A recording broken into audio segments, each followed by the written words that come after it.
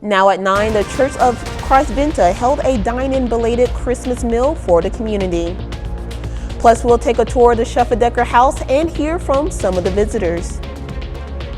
It's already packed in Times Square with people excited to ring in 2023. I'm Mallory Rivera with more on the festivities coming up. The 4 states' most watched news starts now. Thank you for joining us tonight. I'm Amber Jenkins. An Oklahoma church hosted its annual Christmas meal. The Church of Christ Venta today served the community with a meal, fellowship, and service. This marks their 8th year hosting the event. The event was open to the public, but the meal was only offered to those who dined in. Well, my cousin over here, Judy Brockett, she and I have been coming for about the last 5 years every time they open this up. And we were just kind of lonely cousins whenever they would have their dinners, and we decided to start coming, and we love it, and every time they have it, we come, and we enjoy it every time. 2022 is the first year that the meal has been provided since COVID-19. Some Joplin residents were able to tour historic homes built by German immigrants in the late 1980s. KOAM's Yana Hasilas visit the homes to talk with the community historians and more.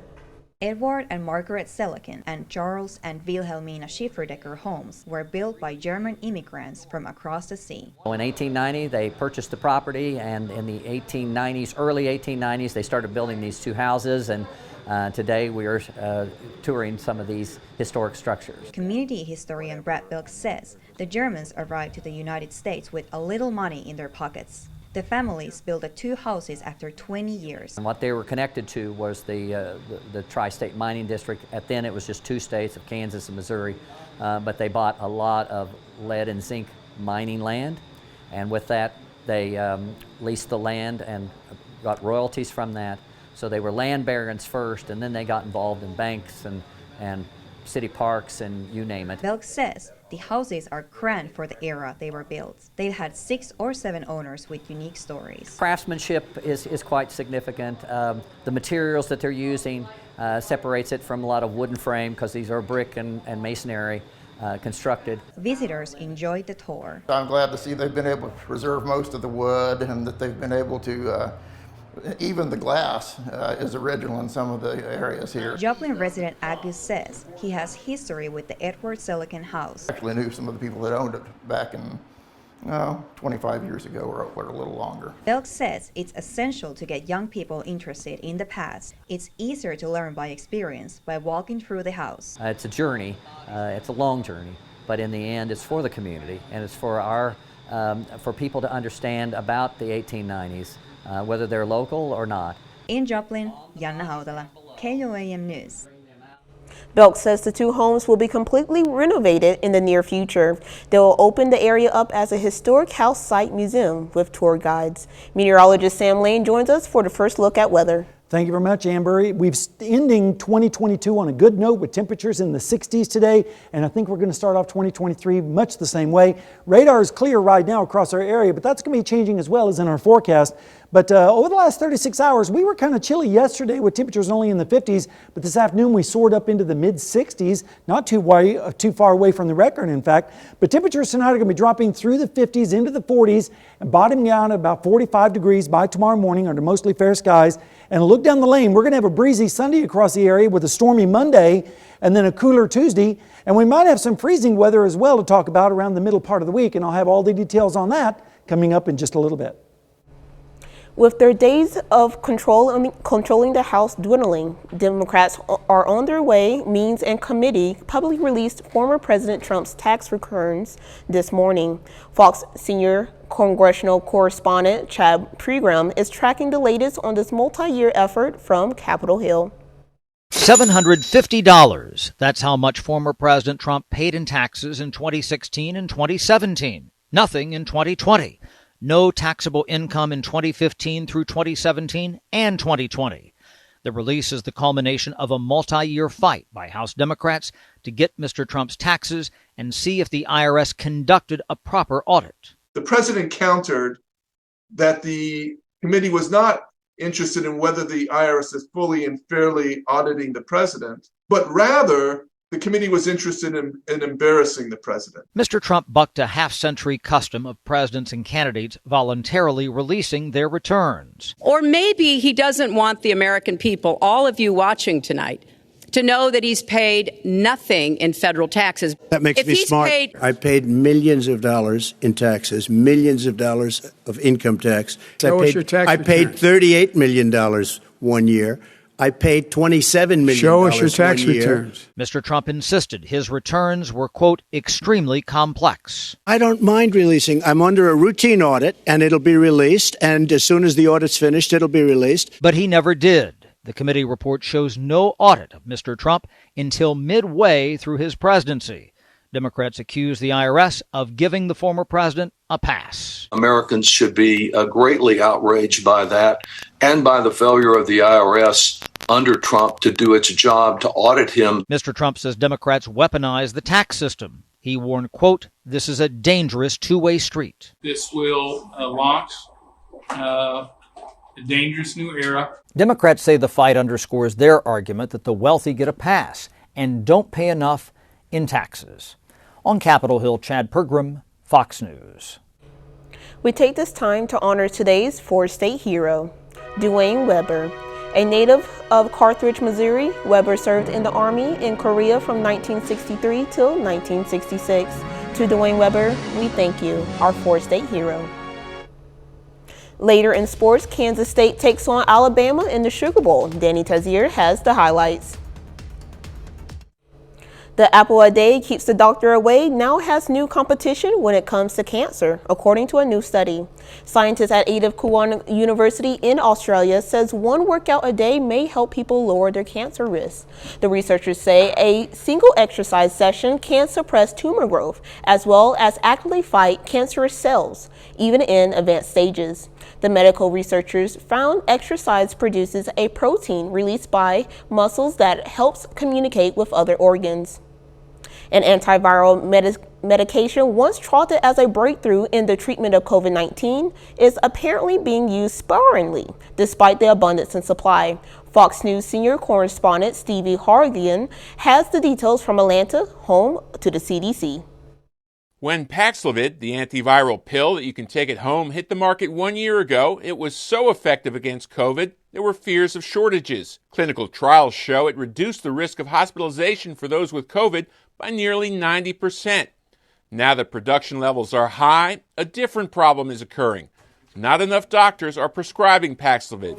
Part of the reason, many are just not familiar enough with the new drug. It takes time to educate physicians and pharmacists about brand new medicines and how they should be used. And the federal government really didn't know how to do this. So doctors weren't educated very well about it. A recent study by Harvard and several other universities show only 11% of COVID patients are taking antiviral pills, which the study calls a tremendous lost opportunity. And there are imbalances as to who ends up getting Paxlovid. Black and Hispanic people are 1/3 less likely to be prescribed the pill than white patients. While there are some hesitations about Paxlovid, it should not be used by those with severe kidney problems and should be avoided in combination with certain other drugs. Administration officials say Paxlovid could be saving more lives, and it is not being used. Anyone aged 12 or older or at high risk from COVID is eligible for a prescription under FDA emergency authorization. But currently, just 20% of those aged 65 and over who have COVID are taking the pill that could keep them out of the hospital. When people test at home, if they test positive, the first thought every single American should have is, am I eligible for treatment? Not only does Paxlovid stop the virus from multiplying in the body, it also reduces the risk of long-term COVID. And a CDC study reveals it's effective whether or not the patient has been vaccinated. Paxlovid needs to be taken early within the first 5 to 7 days of symptoms. In Atlanta, Steve Harrigan, Fox News. Sam is next with a complete look at the forecast. And later, travelers are hoping to get home following the winter storm from last week.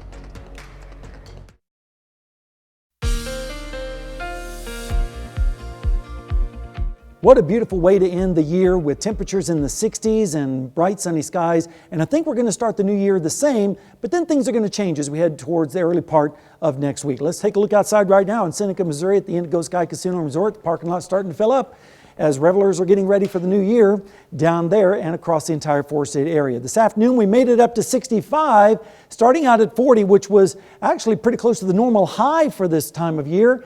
And of course the normal low is 26, so we weren't anywhere close to that. We were only 9 degrees away from the record today, set back in 1951. And of course, let's not talk about the -5 back in 1976. Temperatures have been responding because of the southerly winds, but if you notice aloft, the winds are out of the west to east, and we have some cirrus clouds moving over us today.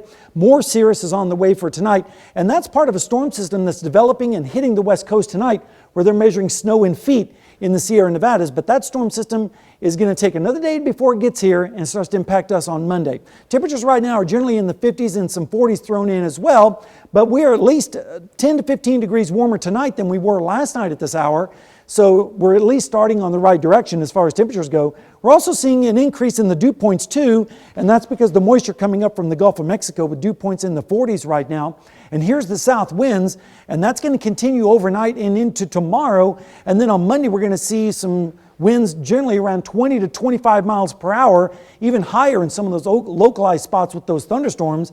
But rain chances are going to be low over the next 36 hours, but then they're going to dramatically increase as we go into Monday afternoon. And speaking of Monday afternoon, there is a risk of severe weather for Arkansas, northeast Texas, northwest Louisiana, extreme southeast Oklahoma. There's even a slight risk extending as far north as Benton County, Arkansas. So we're going to have to keep a very close eye on this. I think the biggest threat in our area is going to be the heavy rainfall, especially to the south and east of our region. But everyone's going to get into the rainfall, but just more down to the south and east. In fact, here's a look at the rainfall amounts expected, generally around an inch or so in some of the higher amounts, and then of course lesser amounts back towards the north and west. So your forecast looks like this. Tonight, mostly fair skies with just a few clouds with lows in the 40s. Then as we go through the day tomorrow, we're going to see warm air coming back into the region with temperatures in the mid to upper 60s on south winds. And then Sunday night into Monday morning, we're going to stay mild with cloudy skies with lows in the 50s, and that's because of the moisture in the air. Then as we go through the day on Monday, here comes the thunderstorms from west to east. Again, some of these could be strong, especially down to the south with highs in the 60s. Then that moves through and temperatures start to drop as we go behind a cold front with temperatures in the 40s. Over the next 7 days, here you go.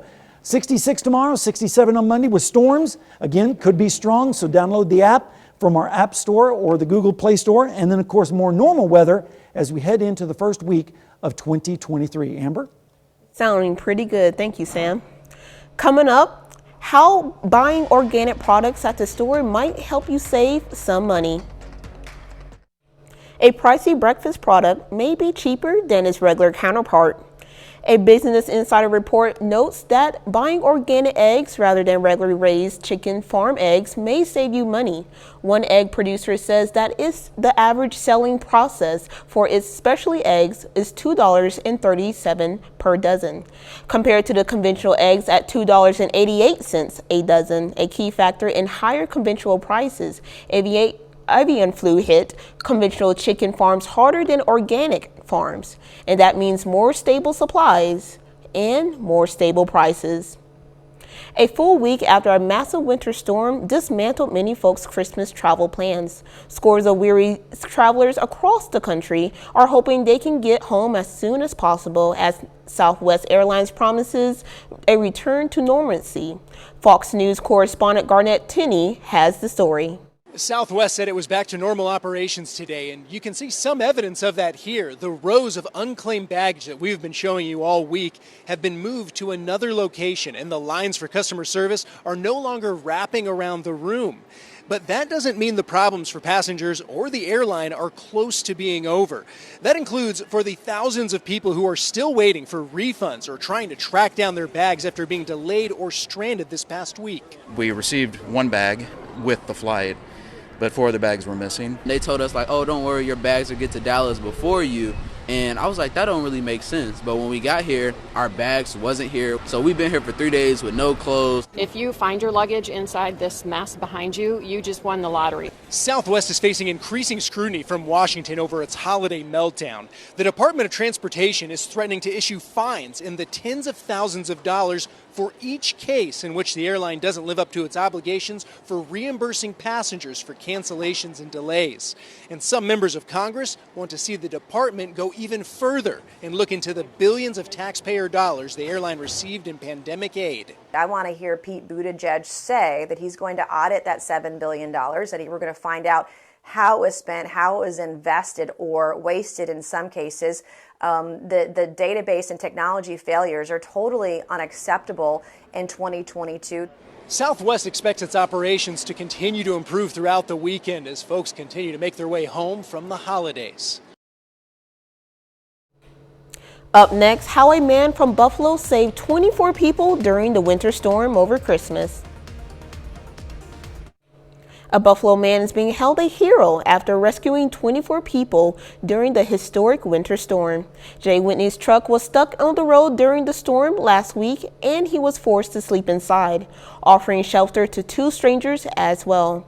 His truck ran out of gas on Christmas Eve, so the group was forced to find shelter in a nearby school, where there will be heat and food. Whitney identifying others around his truck that were also in need of shelter, and a group of 25 made their way to Pine Hill Primary Center, setting up in the cafeteria. 30 more minutes of news, weather, and sports coming your way. Coming up, we'll take a look at some New Year's Eve celebrations going on around the country. So long, 2022, as the ball is set to drop tonight at midnight in New York City, Times Square. Fox News correspondent Madeline Rivera is there with a look at the preparations.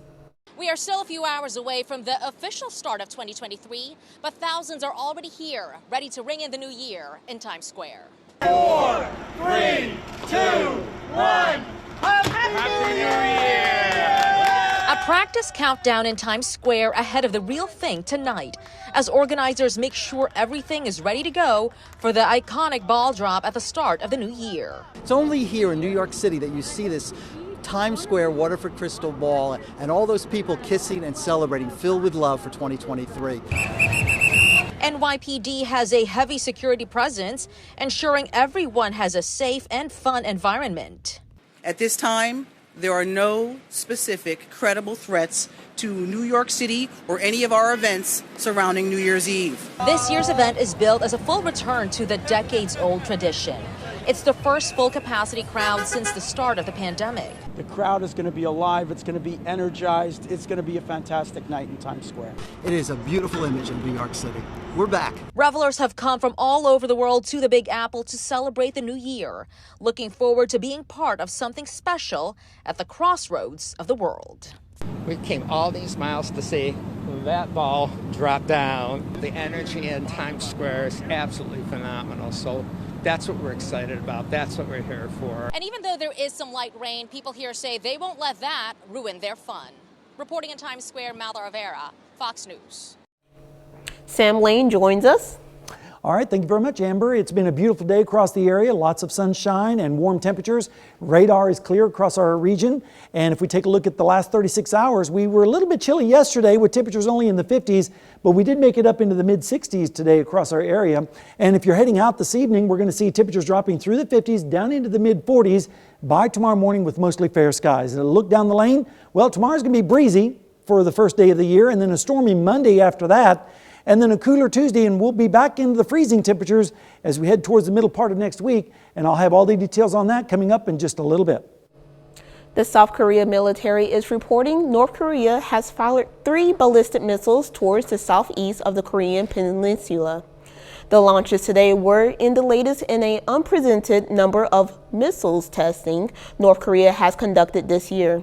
And they came just days after South Korea accused of flying 5 drones into South Korea's aerospace for the first time in 5 years. The frequency of the launches represents a significant escalation, and that has been on the Pacific region on the edge. Still ahead, we'll take a look at those we love and lost from 2022.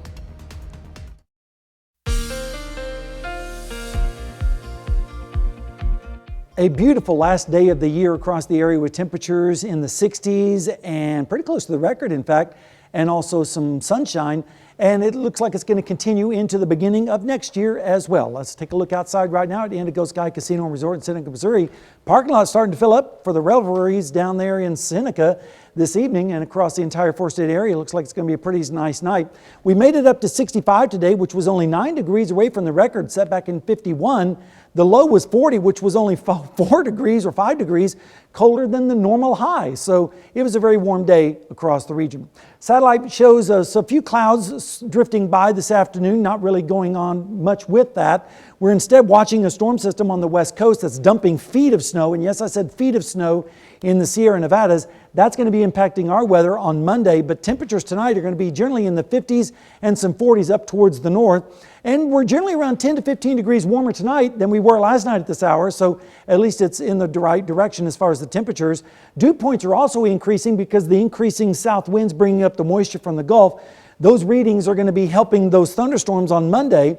Winds are out of the south and have been so all day and will continue to do so tomorrow, gusting up to around 20 miles per hour. And then on Monday, we could see some winds around 30 miles per hour in some of those isolated gusts. Rainfall chances over the next 36 hours are going to be on the low side, but that's going to change as we go into Monday afternoon. And here's why. A big storm system is going to be pulling out into the plains. In fact, severe weather likely in Arkansas, northeast Texas, northwest Louisiana, maybe as far north as Benton County, Arkansas. So we'll have to watch this very, very closely as it's going to impact some of our area, or the potential to. I think the biggest threat is going to be the heavy rainfall, and that's mainly going to be down in southeastern portions of our viewing area, but we'll keep an eye on it very, very closely. Here's the rainfall forecast as we go through time. On Monday, we'll start to see those scattered showers and storms move across our area. Some areas could pick up an inch or so in some isolated spots, but I think most areas will at least get a third of an inch with some of those thunderstorms on Monday afternoon. Here's your forecast overnight. We're going to see just a few clouds swinging by with lows in the 40s across our area, some 30s up to the north. Then tomorrow, a pretty warm day, also breezy with those southerly winds pumping up the warm, moist air. We'll see highs in the 60s, maybe even approaching 70 down in Oklahoma. Then on Sunday night into Monday, the clouds will really start to increase with lows generally in the 50s, if you call these lows for January. Then Monday afternoon, we'll start to see those showers and storms moving in from west to east. Some of those could be strong. Again, the best chance of that is going to be down to the south. Then that system moves away and we start to have colder air filter in from the north and west, dropping our temperatures back to more normal levels as we head through the middle part of the week. All right, so tomorrow 66, 67 on Monday, storms on Mondays. Some of those could be strong. Be sure to stay tuned. And then more normal weather the first week of January. Amber? Thank you for that forecast. You're welcome. Coming up in sports, Kansas aims for its 6th straight win today against Oklahoma State. Plus, Kansas State takes on the Alabama in the Sugar Bowl. Danny Tezier has those highlights and more.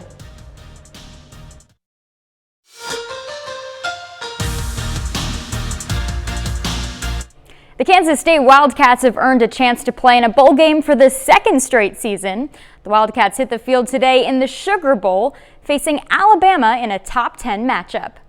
K-State is ranked 9th in the country, while Alabama is number 5. Wildcats start fast. Deuce Vaughn takes off for 88 yards.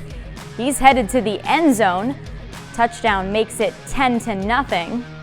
But then it's all Alabama the rest of the way. Bryce Young finds Cameron Latu from 1 yard out. The Crimson Tide take the lead. They start the second half off strong as well. Young airs it out, connects with Ja'Cory Brooks in the end zone. It's a 32-yard touchdown, 28-10 Alabama. A few seconds left now in the third. Young hits Kobe Prentice. He makes one guy miss, then another.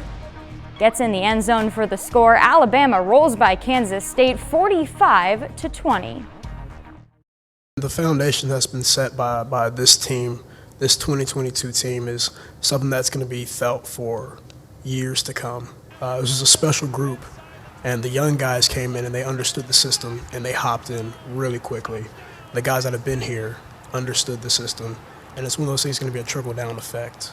The people that we have inside this building are special people, and that's not going to change. We're going to continue to bring in special people, and so this is just the foundation for sure. And man, it's only going to trend upward from here. The Kansas City Chiefs have just 2 games left in the regular season. On Sunday, the Chiefs host the Denver Broncos, aiming to beat their division rivals for the 15th straight time. These two teams met just 3 weeks ago in Denver, with the Chiefs winning by 6.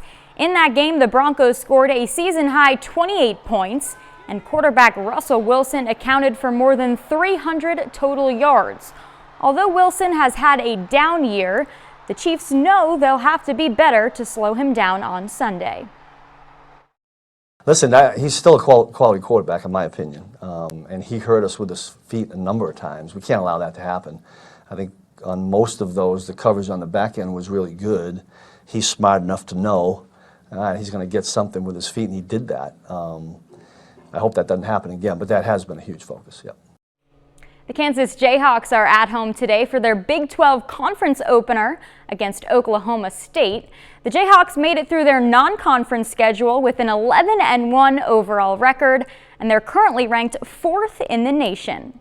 On the other side, Oklahoma State is 8-4. 2 minutes left in the game. Bryce Thompson hits the step-back 3. Cowboys up by 2. Next Jayhawks possession, Kevin McCullough knocks it down from the corner. Kansas back on top. 10 seconds to go. Game is tied. KJ Adams rolls to the basket, makes the layup. He finishes with 14 points. 1.1 seconds to go. Thompson gets free from McCullough, swats his shot away. McCullough denies Thompson from tying the game, and Kansas wins a thriller 69-67. Another big game, Oklahoma hosts Texas. Grant Sherfield lays it in. He finishes with 22. Sooners up by 3 with 2 minutes to go. Other way, jumper no good. Timmy Allen gets the rebound, banks it in off the glass. Final minute of play, it's tied. Marcus Carr drives, gets the tough shot to fall, and Texas hangs on to win 70-69. That's it for sports. We'll be right back.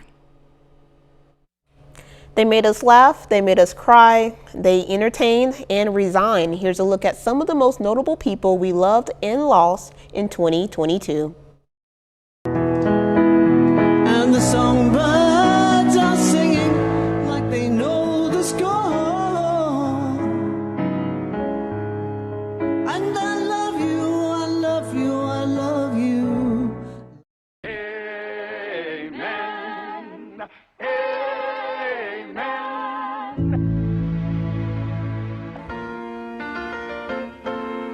Making your way in the world today takes everything you've got. Hi, everybody, and a very pleasant opening day. It's Goosebump time.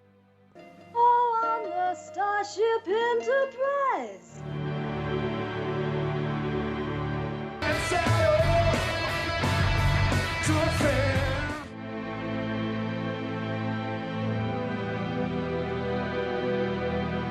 I, Madeline Corbell Albright.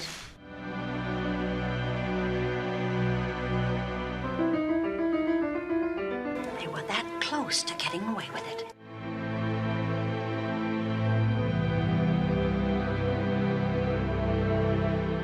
You'll remember this game the rest of your life.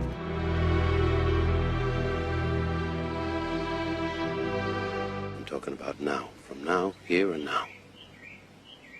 Holly, why would I want to get into that? Don't make a jerk out of me. Just don't do it.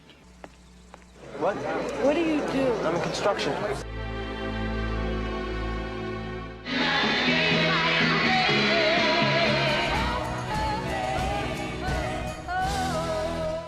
And his pass is broken up by Tatum. Tipped off. Franco Harris has it. And he's over.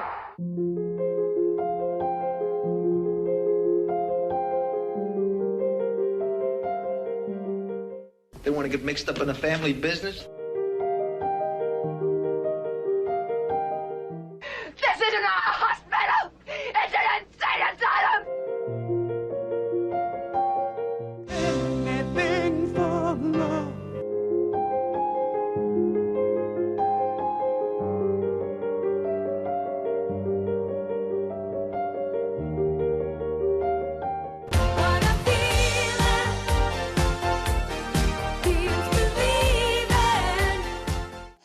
No matter what happens, I'm always going to love all three of you exactly the same.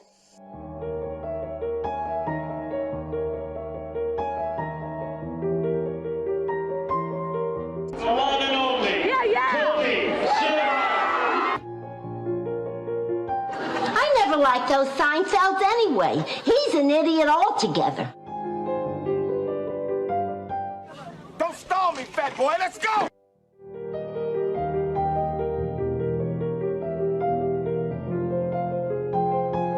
Who are the people in the neighborhood? Welcome to the party. A la fiesta. Love can build a bridge.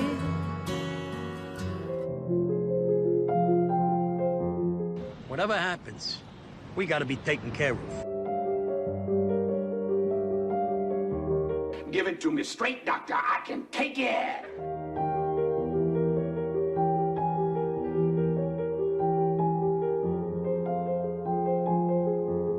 Wait a minute.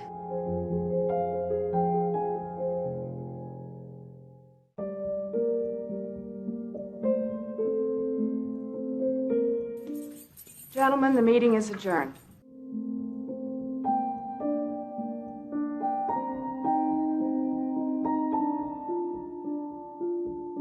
We need backup in the cafeteria now.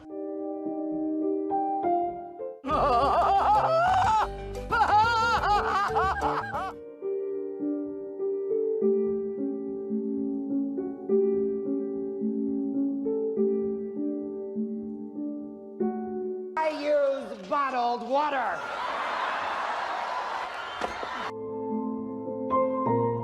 Look at Russell come down. And what a play by Russell!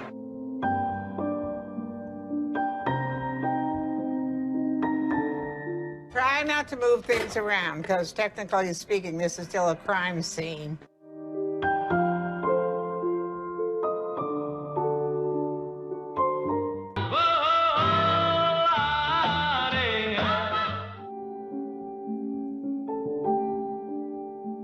Mr. Gorbachev, tear down this wall.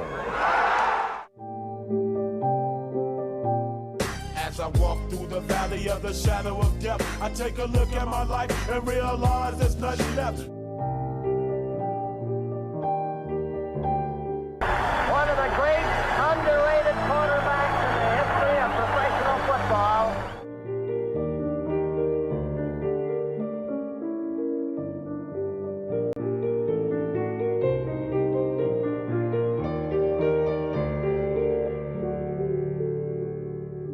I didn't get the reputation for being bad Billy Pratt by accident. Well, I'm Wally. Wally Cleaver.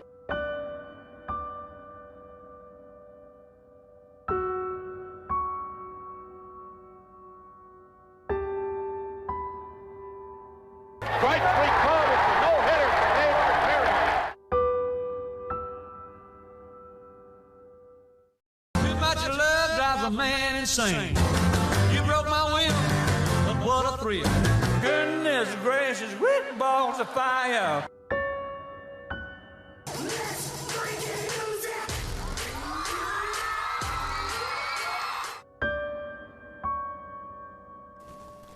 You're a wizard, Harry.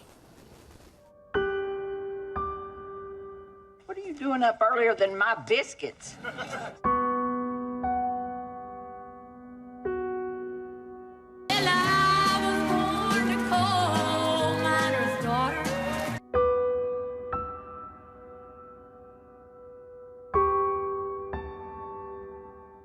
Tell me about it, Stud.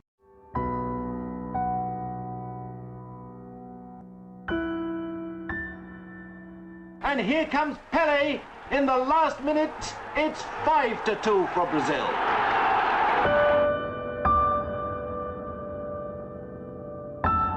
How do you say goodbye to something like 50 years in television?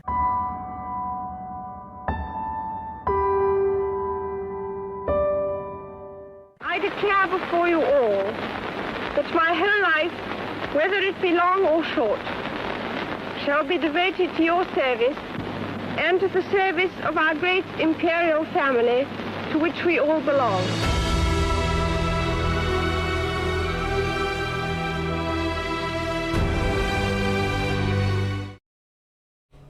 Up next, we'll take a look at the projections of where and where not to buy your house. If you're looking to buy homes in 2023, One Realty's brokerage firm is sharing its projections on where to hunt and where to sidestep. Redfin's economist Daryl Fairweather says some markets may be affordable now but won't necessarily be good long-term investments. Fairweather says some Sunbelt markets like Austin, Texas, Phoenix, Arizona, and Las Vegas, Nevada could have further mortgage value trouble next year, although rebounds may eventually happen. Meanwhile, Fairweather says markets in the Midwest and North have homes likely to hold on to values for longer. That's good news for our area. Oh yeah, definitely Midwest. We have some good news as far as the weather goes too. Tomorrow 66, partly cloudy skies, but storms on Monday with a high of 67. Some of those could be strong. And then we turn colder on Tuesday with a high of 49 with maybe some morning rain. Then considerably cooler on Wednesday with a high of only 41, and Thursday as well with 39 with lows in the 20s. But that's actually kind of closer to normal around here. And then in the extended forecast, we have another round of storms possible on the following Monday with a high of 52. And again, some of those storms could be strong or severe. We'll have to keep an eye on that as well. And then that showers on Tuesday after that.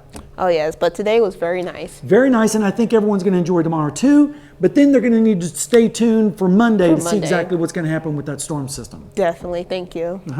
That's our time for tonight. Thank you for joining us. We'll leave you with a video of an albino ocelot found in Colombia. We'll see you right back here next time.